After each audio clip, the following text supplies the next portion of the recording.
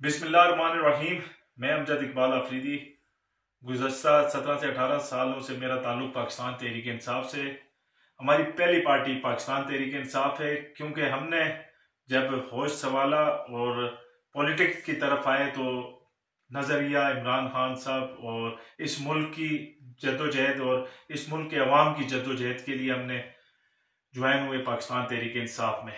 मैं आज हल्फन अल्लाह ताला को हाजिर नाजिर जानकर आपके सामने ये रखना चाहता हूँ, मेरे गुज़श्ता 17-18 सालों में कभी भी खान साहब ने टकराव की पॉलिटिक्स या इदारों पर हमले या आइन के खिलाफ कभी कोई खान साहब ने ना कोई हिदायत जारी की, ना ही हमें किसी इस तरह की तलकीन की।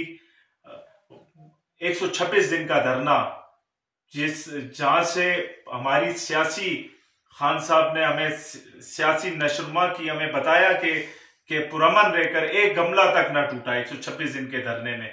तो आज जिस तरह से इस मुल्क के अंदर जो हाल है, पहले 18 माह पहले पीडीएम इस मुल्क पर मुसल्लत की गई और जिस तरह से जो उन्होंने पाकिस्तान का हाल किया वो आज 25 करोड़ आवाम के सामने है।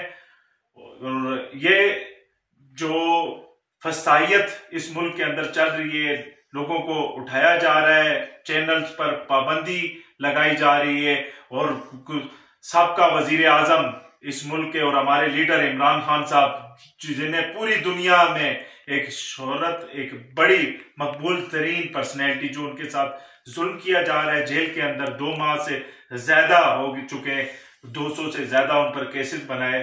तो इसकी जितनी मजम्मत की जाए वो कम है। हम इमरान खान साहब के साथ हैं, उनके नजरिए के साथ हैं, वो इस मुल्क को इंशाल्लाह आगे लेकर बढ़ेंगे। और